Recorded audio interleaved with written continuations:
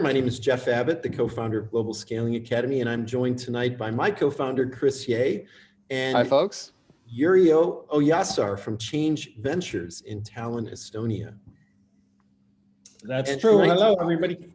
Hey, so this is Global Scaling All-Stars. It's our second edition, and the Global Scaling All-Stars is a monthly event series hosted by Global Scaling Academy, where we reach out to leaders in different ecosystems around the world to try to understand and bring to our audience the secrets of scaling, the challenges faced by people scaling in those regions of the world, the unique capabilities of those ecosystems, the resources, to try to really get to the basic understanding of what's happening that's special. And Chris, of course, as the co-author of Blitzscaling, and along with Reid Hoffman, has spent a lot of time studying the successful practices of scaling companies in Silicon Valley. And so Yrjo tonight is going to give us an overview of what's going on in the Baltic region. And then he and Chris are going to talk about some of the things that are different or similar in terms of the challenges facing companies between Silicon Valley and the Baltic region.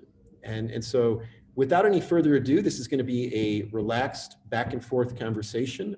Questions are welcomed from the audience through the chat, and we will reserve time at the end specifically for questions, but feel free to start asking them straight away. And Yrjo, why don't you start out by telling us a little bit about yourself and Change Ventures and how you got into the VC business in Tallinn? Okay. Sure, happy to do that. My name is Yrjo. It's a good Finnish name, but if you type it into Google, it says my name is George, because that's just how Finnish as a language works. So I go by both, and I was born in Estonia, but I grew up largely around the world, starting in Uzbekistan, then Finland, then went to high school and college in the United States. Got my law degree from University of Minnesota and practiced law for 6 years or so as a defense attorney and a trial lawyer in products liability cases in the US, defending various automotive manufacturers, medical device manufacturers, and others. But I fairly early on, I guess 6 years isn't that long of a career for a lawyer, realized that, you know what, the one problem with being a lawyer is I'm going to be surrounded for the rest of my life with lawyers. And I realized that's not the track I wanted to be on. And I started getting more into entrepreneurship and investing into friends projects, which is a good way to lose a bunch of money, but you pick up some experiences, you hopefully learn things along the way. And so when I returned back to Europe, I actually became the CEO of a Finnish clean tech company, and then CEO of a UK digital publishing company, and later started helping Estonian and Finnish startups with their fundraising and going global, and ended up working with companies like Pipedrive. If you've heard of Pipedrive, they just recently had an exit, a unicorn from Estonia, and others like that. And because we had pretty good deal flow, it looked like this is something I might want to do as a career. And so I joined, found two partners, and we raised our first fund, an American venture capital fund, registered in Delaware. And now just last year raised our second fund in Europe. And it's so far, 21 million was the first close. We're going to have 30 million before the end of the year. And by the time we do the final close, we'll be probably at our hard cap of about 50 million.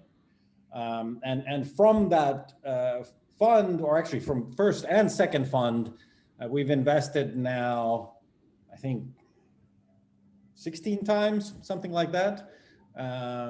And our investment focus is in pre-seed, seed, and seed stage companies. And we look for projects in our region. So founders that we actually have heard of, know, have seen them do things, A lot of the time it's their second or third project. But the one unifying thing with them is that they may be originally from the Baltics.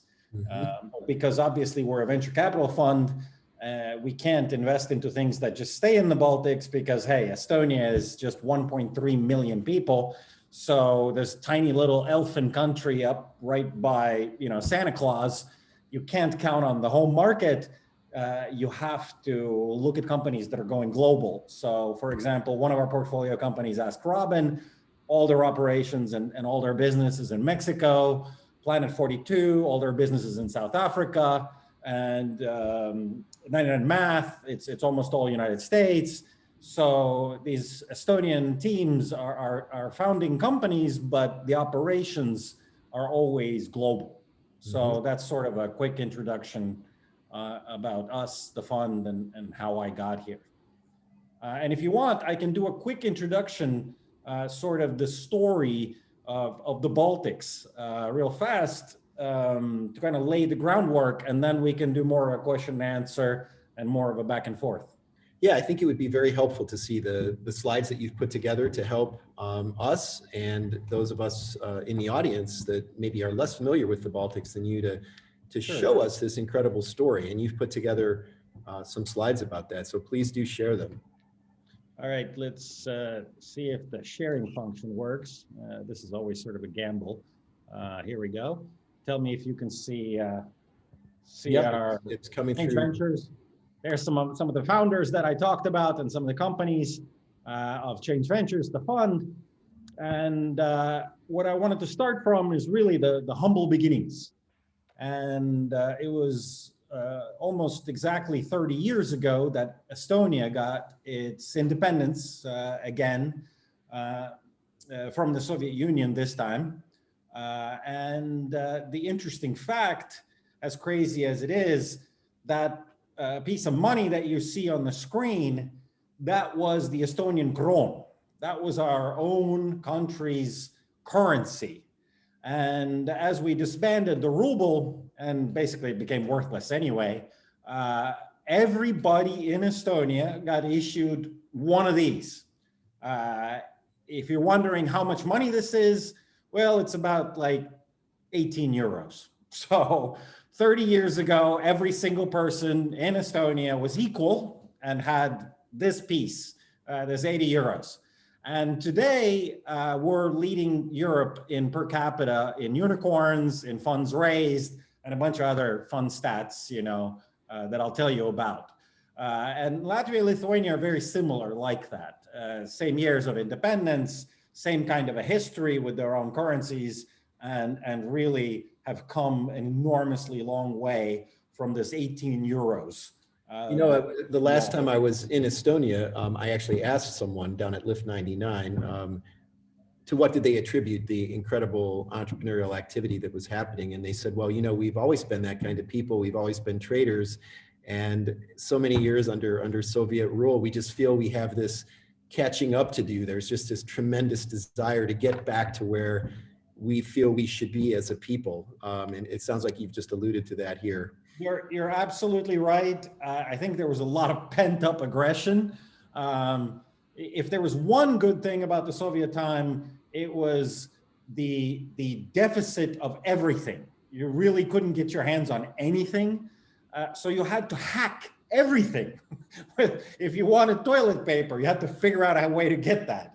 Basic things that you couldn't just buy. So everything was a hack. Everything had to be some kind of a trading shortcut, barter, working things out. And I think that did contribute to this hacker mentality. Of course, as small countries in general like to go back way back into history, there was a time when Tallinn and Estonia and the Baltics were a huge part of world trade. In fact, the Hanseatic League, yes. Exactly. Had a key port here in Tallinn, and in the 1600s the world's tallest building was in Tallinn. Just to kind of give you a perspective that trading has been in the blood for this region, and we've always been sort of the gate to the West and intermediate between the East and the West, and capitalizing on innovation in hard trade as well as ideas. So humble beginnings really for this, 30 years ago when we got our independence and started rebuilding the country back to its old sort of success. But pretty quickly things took off. And they really took off, let's say, like 7-8 years ago. I came back to Estonia about 12 years ago. It was very much baby steps. It was pretty brutal, pretty basic still then. But the last like 7 years, as you can see from this graph, also Estonia, Latvia, Lithuania have really taken off in terms of funding, in terms of startups. And to give you a perspective, really, this is 2018 data, and 2019 is even more pronounced. You see that tiny little ant dot, that would be all of Eastern Europe, their per capita funding, and the Baltics on top, their per capita funding, which is actually bigger when compared to the Nordics. Sweden and other countries, and Norway and Denmark, that are sort of known as innovators and known as successful startup countries and really good at innovation. So on a per capita basis, the Baltics are really punching above their weight. But thankfully, it's not just per capita. If you look at on real numbers also, you look at CEE for 2018, the 1.3 billion, well, 600 million of that was in Estonia, Latvia, Lithuania. So we make up more than half, significantly more than half of all of CEE as as investments, and that bubble has only grown. So essentially, not just essentially, but as a matter of fact, a vast majority of funding and of startups and everything that comes out of CEE or Eastern Europe is Estonia, Latvia, and Lithuania, and starting to get quite comparable, even on a straight, not per capita basis, to the Nordics. And so, your obvious question is, hey, why the hell did you invite this guy here? Well, there's a story sort of behind how it happened. It didn't happen overnight. And I'd like to give some props and credit to where credit is due. And the ecosystem, it really does take a village to raise a startup. It's not this one time, one thing, one off, got good and suddenly everybody's rich. It has been a team effort where everybody has been involved. And it kind of started with the different accelerators. Probably the biggest and most well-known and most successful accelerator is Startup Wise Guys. And they started in Tallinn, but now they're doing batches in each of the Baltic countries, sort of on a rotational basis. That they'll do one batch in Tallinn, one batch in Riga, one batch in Vilnius, and then kind of rotate back. But there's a few other accelerators, and quite a few companies have gotten their start from Startup Wise Guys. And interestingly, even today, it's not really a Baltic accelerator anymore. Maybe at most a third of the companies that start in Startup Wise Guys are now Baltics based, and the rest are from all around the world. Everything from, including United States, there's companies from Asia, there's companies from Ukraine, Belarus, all over the place, really, South America. And it's on the map now internationally. So for like a 5-6% typical accelerator type of take, they give you 50,000 euros and 3 months of intensive acceleration, coaching, mentoring, doing all the introductions and things like that, and working with the companies. So this definitely contributed as the first investment, as the first kickoff for a lot of the startups. I'm not one to really laud government supports and grants and things like that. I gotta admit, I'm pretty much a free market trader and kind of a libertarian myself. But there's one thing that you cannot deny, that the governments in Estonia, Latvia, Lithuania, in the post-Soviet strategy of, okay, how do we build up these countries? How do we get to the same level as the rest of Europe? have done really an amazing job. And here I bring out some examples from Estonia.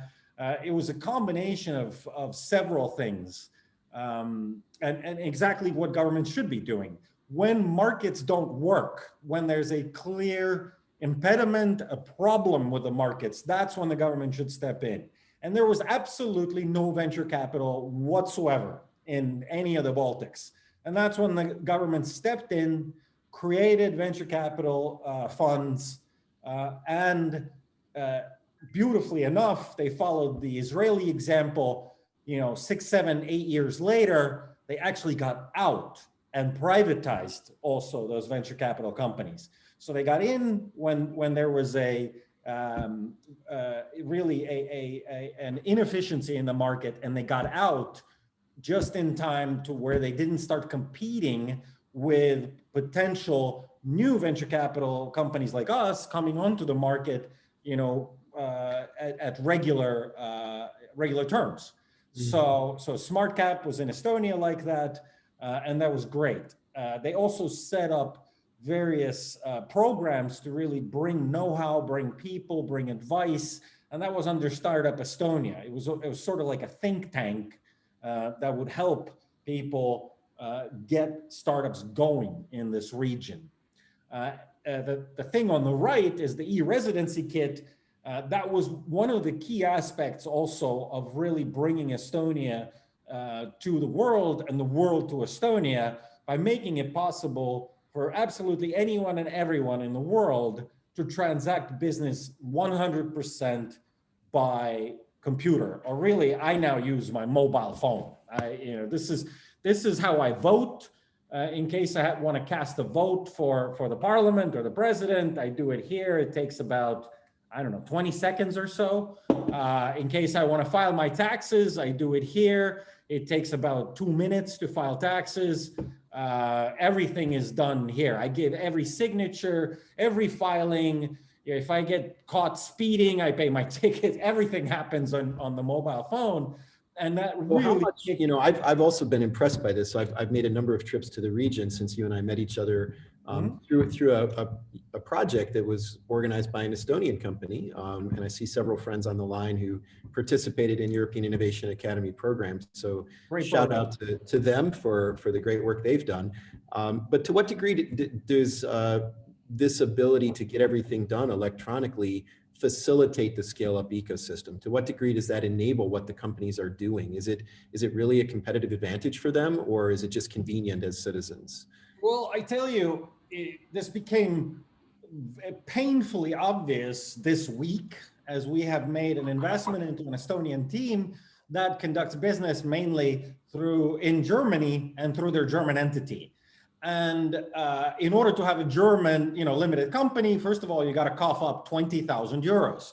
So, put 23,000 of cash first into the company, then go to the notary, appear. Well, hello, if we want Western investors, if we want to conduct business fast, we can't ask them to fly here, take a week off to come and sign one piece of paper.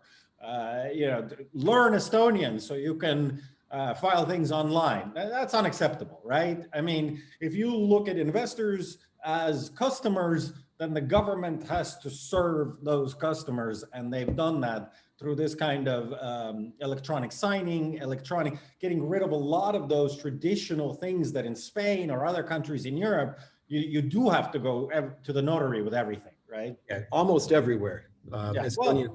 Yeah, almost everywhere. So this is really, it kickstarted a lot of this kind of digital businesses, and being able to do it so efficiently. And for 150 bucks, and 3 minutes, you have a company in Estonia, right?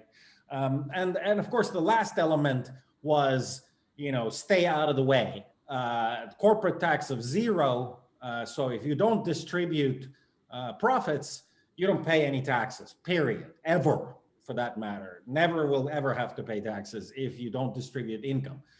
So keep investing into your own company, recycling your profits, and you don't pay anything.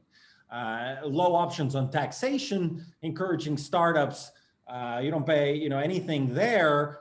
So you don't have any of those phantom gains or any of those issues that lawyers know about. You only pay finally when you sell, and you pay a flat 20% fee. Done. Very simple, encourages startups that don't have a lot of money, so they got to give options, and they have to get their team to really treat their company as owners. So that's why options are important. And each of the three countries immediately, quickly adopted all of the EU directives that have to do with startups, fundraising, investments, guarantees for bank accounts, investments, insurance, all of that, right? The full package of the latest cutting edge legislation that exists out there for investor protection and transparency and all of that kind of stuff. So if you were a startup, all of those things together, I think created that very positive environment. So kudos to the government. So is this just helpful for entrepreneurs from the Baltics in terms of everybody can take advantage? Or yeah. if I'm a startup founder from anywhere in the world, is there a compelling reason why, getting started in one of the Baltic countries as opposed to another European country to scale into Europe would make sense? It makes sense because it's probably the lowest tax level in all of Europe, and you get passported into everything. Just like, North Carolina may want to discriminate against West Virginia, but it can't. The same way the French or the English, sorry, I said English. Well, they're bye-bye. But the rest of Europe can't discriminate against us. So once you get established here, you can take advantage of all of the sort of the real thin, low cost, fast digital stuff without any of the negatives, really.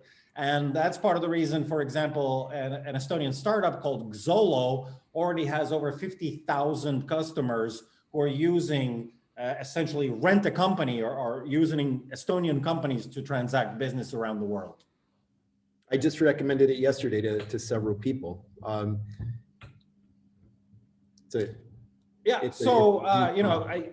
me, a couple more slides. I know you guys are waiting to get done with slides, but a couple more props that I have to give here. And one is to sort of NGOs, non-government organizations, because we just said good things about the government. It's Estban, Latban, Litban. So the business angel networks, the three business angel networks, 5-6 years ago, all of them were founded. They started organizing the angels, really bringing in all of the people that had a little bit of extra capital, had a little bit of know-how, and had the risk tolerance to make startup investments, coach them, give them the forms, help them set up syndicates to make efficient investments. And as an example, in one of these rounds during COVID, one investor fell off of our syndicate. We went to Estban, put it up to the Estban members, 250,000 euros. And in 2 days, we had it together from 11 angels there, all documents signed, money transferred. So extremely efficient and frictionless. And then venture capital funds that have now developed alongside what used to be these government VCs. We're the only pan-Baltic VC, but Estonia, Latvia, and Lithuania also have local VCs with different strategies as well that have been key in organizing the activities and setting up groups of investors, when we want to do larger rounds and such. I think the most important part, though, I've talked about, things that make it easier and are conducive to business. The most important part is the entrepreneurs themselves. And this is where people ask sometimes, well, what's so special about these Baltic entrepreneurs? And what's so special specifically about Estonians? Because Estonia is the smallest of the three nations. We're 3 times smaller than Lithuania. We're 2 times smaller than Latvia. And yet investments in money and rounds and startups, we have more than Latvia and Lithuania combined. So they keep asking, like, well, what are you guys eating there? What do you got in the water that makes Estonians so special?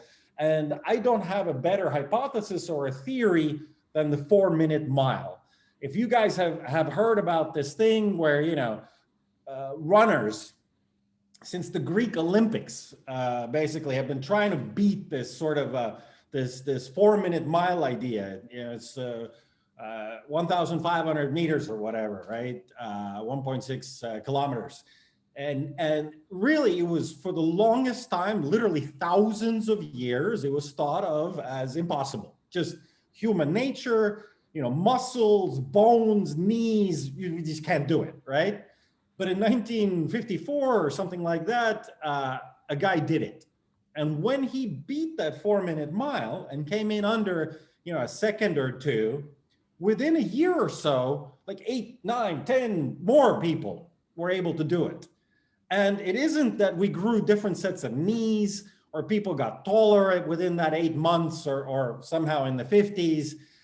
It was that the psychological barrier of always being told that you can't do it, it's not possible, you know, it's your knees, it's your biology, etc. 1,000 reasons why it can't be done, plus it hasn't ever been done before, was gone, right?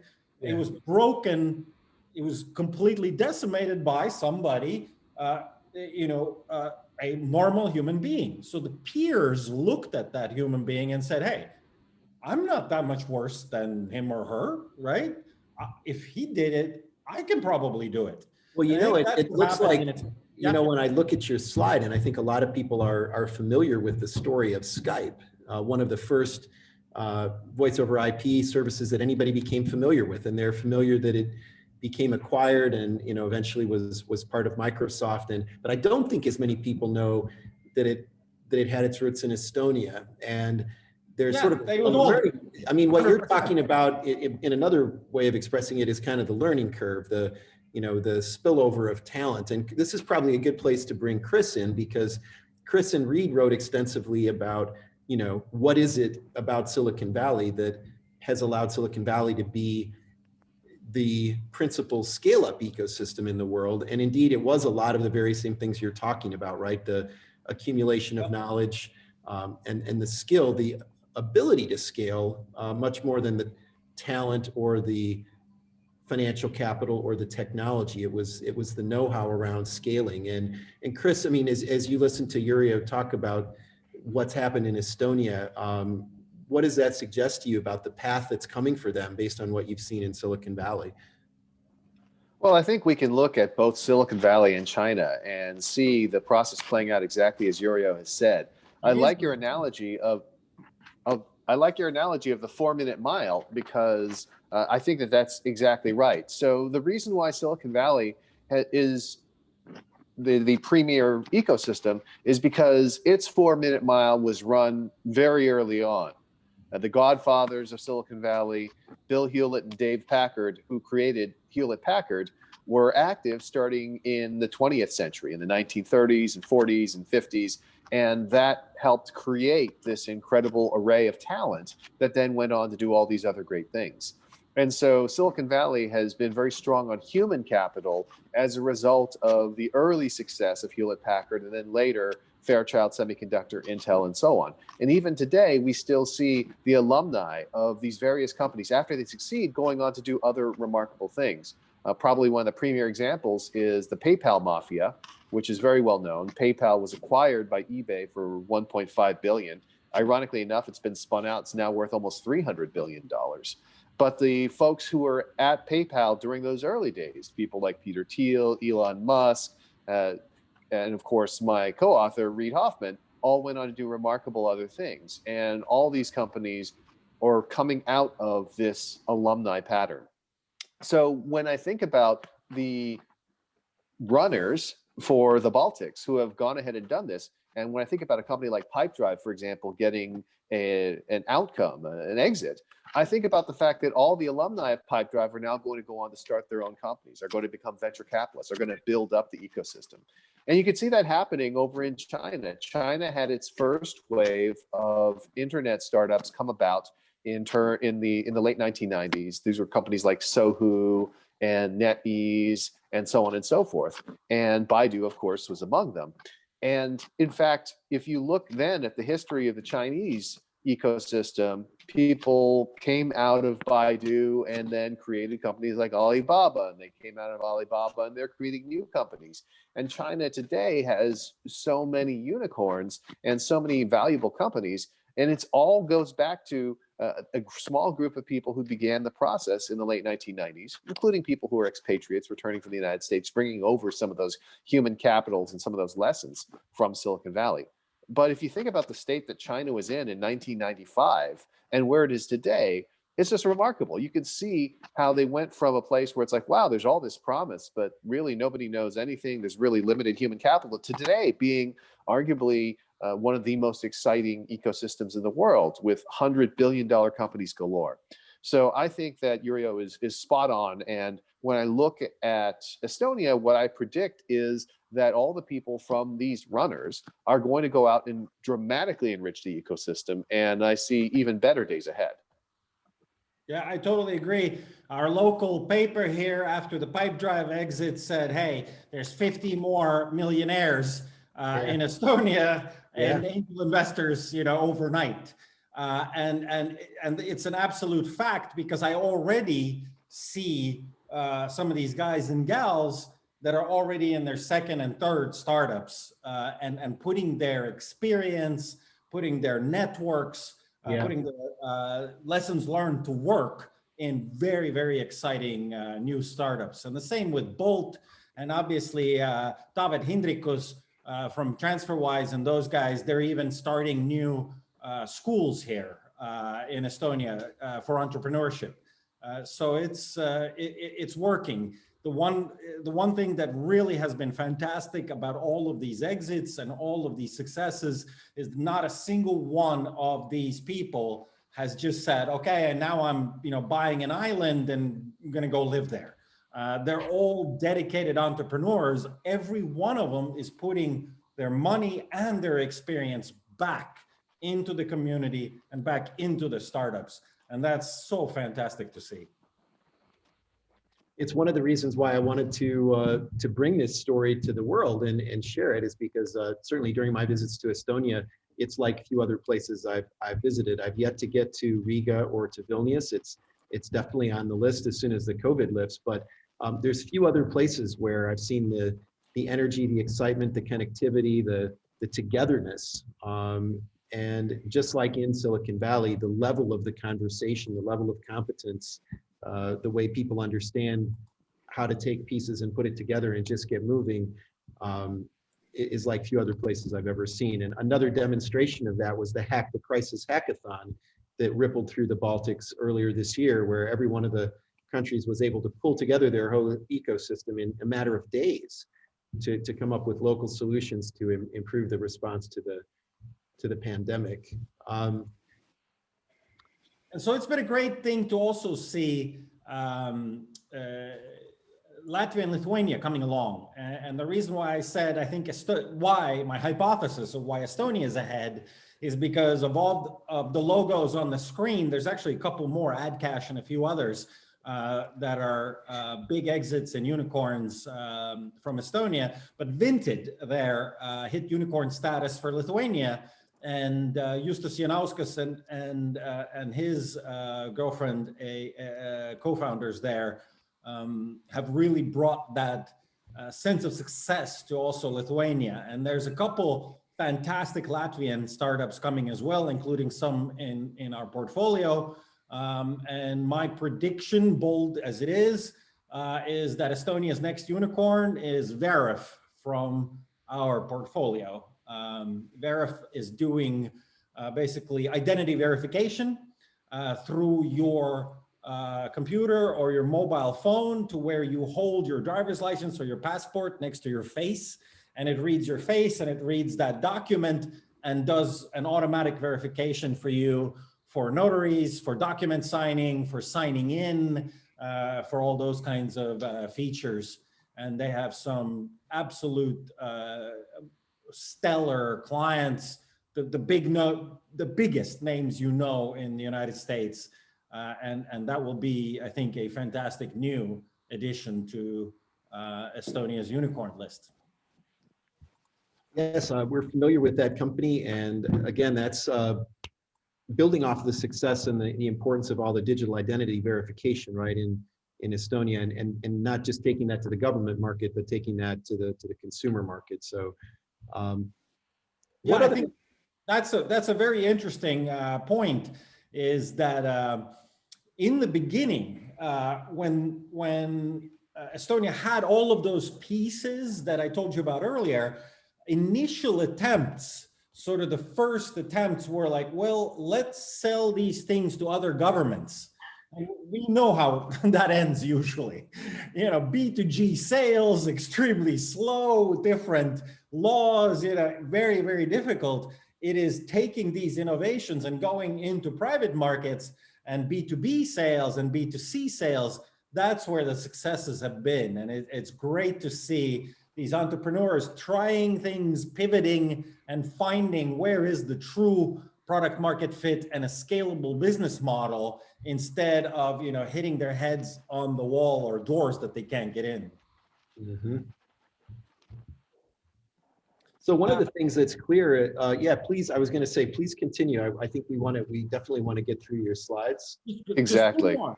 Just two more to give you sort of a perspective, to put us in you know, on a equal footing with the rest of the startup communities. I pulled together, this is part of what we do also as Change Ventures. We publish to the startups all of the data about every transaction that gets done in the Baltics or that's related to the Baltic teams, including the details of the transactions, things that you can't even get by paying $5,000 to some of these platforms, right? Or even from Crunchbase or just from the headlines. And so we took that data, and here's a few summaries of the last 18 months of investments. Basically right now, you see some COVID effect there also, but right now, Estonian, Latvian, and Lithuanian pre-seed teams are raising at about 1.8 million valuation, and seed level teams are raising at 7.7 million. What's especially interesting about seed is the top quartile of the Baltic seed teams are raising at the same level as US seed teams. That's interesting in 2 points. One, investors aren't stupid. They're not overpaying for these Baltic teams. They see what's in the marketplace, and therefore they must be judging that these are equal or better or very much in the same range as US startups, which is a lot of credit to, I think, the Baltic startups. And also the reason why those numbers are getting there is because so many of investors from the US and from London are now coming to the Baltics to make those investments. Most of those investments, in fact, are led by London or Silicon Valley investors. And that's how the average has gotten there, and the mean. So that's an interesting data point. The other data point is that round sizes have been steadily climbing up until the last 6 months. In the last 6 months, the round sizes fell. And we attribute this very much to COVID, because a lot of the teams, you know, when you go to fundraise, what you want to show is, well, it's going up, everything's getting better. But when your whole thing gets shut down, you can't go visit clients, you can't go talk to people, you can't go sell, everything is shut down, people aren't going to work, nobody's buying, you know, obviously the results were hurt. So it's very tough to go out and raise rounds. So COVID did have an impact, but still average round size for a pre-seed is now about 135,000, and for seed is about 1 million in this post-COVID kind of environment. And final slide, in case people are wondering, you know, well, what does pre-seed and seed mean in your region? Well, this is some MRR type of data. Pre-seed companies are making 7,000 euros, so about $8,000–9,000 a month in recurring revenue. And seed companies, also probably COVID data, they're having to make more to get money. And also maybe some of the A rounds were raising seed rounds instead. So the average MRR, average revenues per month, 52,000 euros. So, you know, that's significant. It's getting into the $60,000 range on a monthly basis for seed rounds. This actually, one other, I think, thing that you can read into this, and that's Baltic companies are always making revenue. There is no, oh, I'm going to raise money on slides. Every Baltic company starts out by selling and starts out immediately from day one, having at least some pilot customers and making some revenue. And by seed stage, they're at 30 plus already, where a lot of the Western companies often are actually have significantly lower revenues that early in the game. And that's been impressive. And that's kind of what's been bringing also a lot of the investors from London and Silicon Valley to the Baltics. So that's all I have on slides. Open to your questions and questions from people listening and watching. Happy to take the time now for that. Incredibly useful overview, and thank you very much again for sharing that with us. So Chris, let's bring Blitzscaling back into this again. And one of the ways that we work at Global Scaling Academy and also at Blitzscaling Ventures, the growth stage fund that we're also about to do a close on here, if not December, early January. We invest in companies that have the potential to blitzscale. And in the Global Scaling Academy community, we work with the Blitzscaling framework to help identify what are those variables in a company that could be improved to increase its scalability and its potential to possibly blitzscale. And so, Chris, when you look at what's going on in the Baltics, what do you see in terms of application of the Blitzscaling framework, or what commonalities do you see in some of these companies that suggest that they get already some of what you've been teaching? Well, I think that one of the interesting things about the Baltics, and Estonia in particular, is we think about the Baltics as being extremely successful in the startup world and the scale-up world. And what's remarkable is they do so without the advantages of some of the other ecosystems we talk about, like the United States and China and also Brazil, in the sense that there is not a large domestic market. By definition, they have a relatively small domestic market. It's difficult to get to scale just off of the local Estonian market or the local Baltic market. And so what this does is it forces these companies to really think about globalization from day one. And there has to be the ability to tap into not just the European market, as we've seen, but also the North American market, the Latin American market. If you're a startup in Estonia, you have to be thinking about how I'm going to appeal to people from different cultures and different places all around the world. Now, this presents a challenge in the sense that obviously it's much easier just to have a single domestic market, one set of laws and regulations to abide by. But this early globalization can help the company along and grow even faster because it doesn't have to go through a process of retrenching or building up its capabilities to globalize because it's done it up front. And you look at companies like Skype, for example, is sort of the granddaddy of them all. And that's a company that was able to very successfully grow and dominate its particular market, despite coming from a very small domestic market. And that's because if you think about it, there's actually a huge reason why. Now, all of a sudden with Skype was originally designed around the fact that international calling was really expensive. And so being based out of Estonia, being based in a place where you knew very strongly the desire to to contact people in other countries was there in a way that it wouldn't necessarily be in China or the United States. So it should not be surprising, in fact, that Skype came from Estonia as opposed to one of those markets. So I think that the key difference is leaning into that unique set of circumstances. Again, you could look at it and say it's a challenge, but you could be like Skype and look at it and say it's an opportunity. Looking at the companies that were on the slide that Yrjo presented, for example, TransferWise, I'm familiar with them and have actually visited their offices in Tallinn, but didn't they start simultaneously in London or almost immediately after they had a dual presence? And I think in the case of Bolt, recognizing the competition from other larger players, they chose to take a proven model and go into markets that Uber or Lyft or other competitors wouldn't get to first. So that they went into Eastern Europe and Africa and large markets with great opportunities where they avoided the competition, right? So they're there has been some really savvy choices related to globalization and the steps that they took as well. So we've got a couple questions in here for you, Yrjo, from one coming in from Monica in Lithuania. Hi, Monica. And she asks, what are some of the industries that seem to be the, let's see, the most perspective in the Baltics? Maybe it's the greatest opportunities, for example, or the ones that people are most commonly addressing.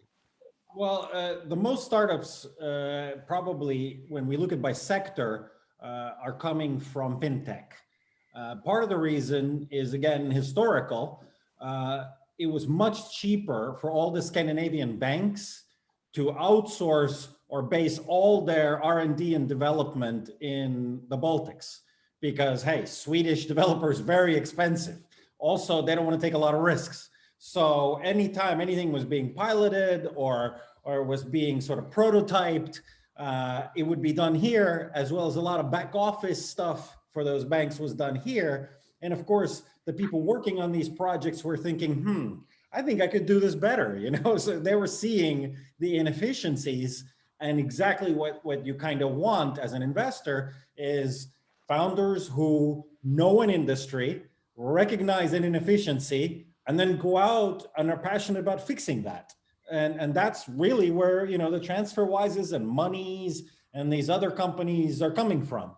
I hope, by the way, Monica, if you're looking for an associate job, we're looking for Lithuanian associate right now. Just to, you know, I'll put that out there, always recruiting.